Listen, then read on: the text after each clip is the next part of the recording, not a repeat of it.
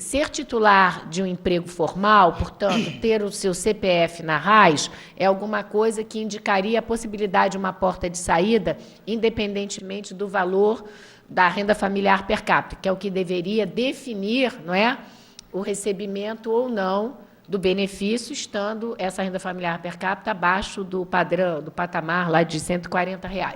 Então, o que o estudo mostra? O estudo mostra aquilo que a gente, o teste econométrico que a gente fez, mostra o que a gente pensava.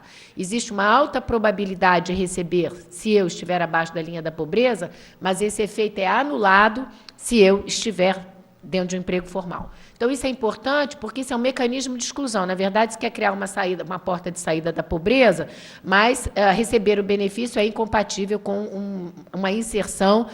Num pequeno município, uma pessoa que trabalha numa prefeitura, ela pode ganhar R$ 510, ter 4 pessoas na família, evidentemente ela está abaixo da linha da pobreza, né? Mas isso seria uma incompatibilidade, justamente, e algo que levaria para fora. Resumidamente, o texto está mais extenso e bem escrito, o que a gente vê é o seguinte: não é verdade que uma transferência de renda, de fato, modifica a relação das mulheres no âmbito, né, das desigualdades de gênero. O que contribui, de fato, para isso é a sua inserção direta no mercado de trabalho, a sua atividade, seu nível de escolaridade, a dotação, algumas dotações, como ter conta bancária ou poupança, tudo aquilo que está associado a determinadas dotações. E para uma mulher pobre, ter um emprego, mesmo que seja um emprego meio período, enfim, um emprego precário, é algo que, de fato, contribui para transformar a sua percepção do que são as relações homem-mulher. Apenas o recebimento da transferência de renda não recebe, e isso só vem confirmar aquilo que o pensamento feminista consolidou nos últimos 40 anos. O Bolsa Família, qualquer transferência de renda, realmente não é uma alavanca para promover a autonomização das mulheres. Muito obrigada. Obrigada. A Valquíria, por favor. Bom dia a todos. Realmente o tempo está muito apertado. Eu vou só apresentar rapidamente os pressupostos da minha pesquisa. A minha pesquisa vai num sentido bastante diferente do da Lena. Eu parto em primeiro lugar, a escolha do universo de pesquisa. Eu faço essa pesquisa de entrevista aberta há 4 anos, desde 2006, nas regiões, e escolhi propositalmente as regiões mais pobres e tradicionalmente mais desassistidas pelo Estado no Brasil, né? Vale do Jequitinhonha, sertão de Alagoas, interior do Maranhão, interior do Piauí, etc. Tem apenas algumas entrevistas feitas em cidades maiores e aqui em Guarulhos. Bom, o pressuposto da minha pesquisa é o seguinte: eu faço também, devo dizer que essa pesquisa também é compartilhada com um professor de filosofia, que está agora fazendo seu sabático na Alemanha, o Alessandro Pinzani, e nós queríamos ver a seguinte questão: o que o recebimento de uma renda monetária impacta a subjetividade das mulheres? Eu não vou repetir aqui o que a Helena já disse, e nós, ao contrário dela, percebemos que causa um grande impacto. Esse grande impacto, eu estou relativizando e devo relativizá-lo pela simples razão que, como nos ensinou Stuart Mill, quando escreveu o Subjection Women, ele disse que uma das formas mais difíceis de perceber a mudança do padrão de relação das mulheres na relação conjugal é porque o tipo de dominação que as mulheres sofrem é a mais invisível, a mais difícil de ser percebida, porque ela se dá no âmbito dos sentimentos. Dos sentimentos, os homens se apropriam dos sentimentos mais íntimos das mulheres. Então, qualquer mudança na relação de gênero provocada por renda, por qualquer coisa, é muito difícil de ser percebida, porque a estrutura de sentimentos que esse tipo de dominação significa, ela é muito pouco visível.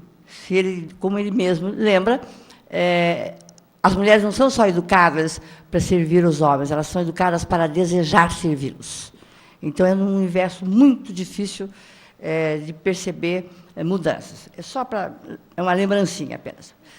Segundo ponto do pressuposto, essas entrevistas nos mostraram, e foi dito por várias delas, o quanto que receber o dinheiro significava uma liberação da sua subjetividade.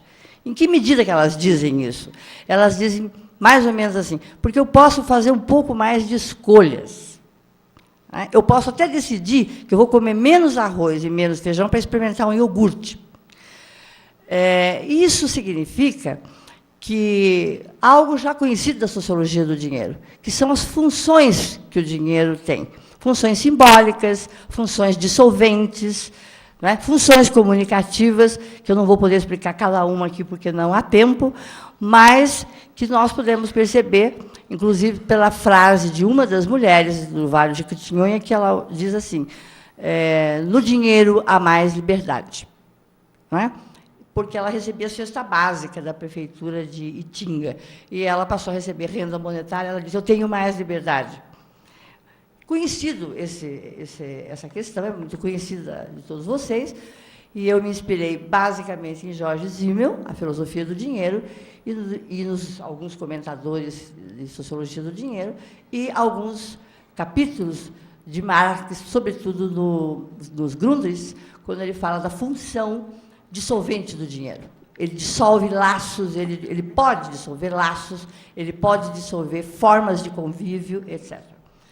Por que eu estou dizendo isso? Porque eu acho que a percepção, esse programa tem o quê? 7, 8 anos?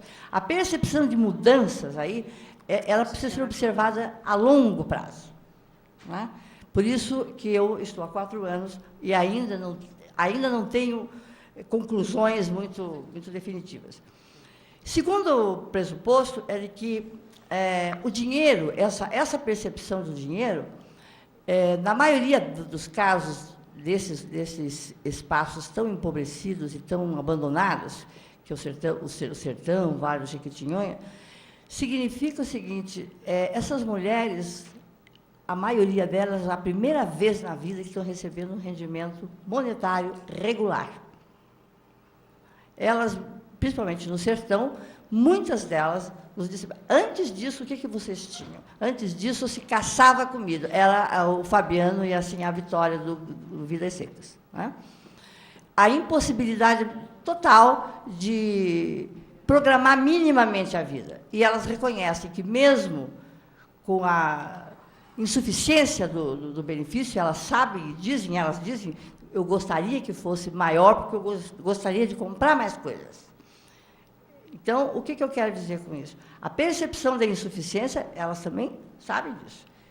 Não é? Mas elas também aceitam que, ou melhor, avaliam, a palavra não é aceitar, elas avaliam que a política está correta em dar-lhes a titularidade, porque elas se consideram mesmo melhores gestoras da economia doméstica.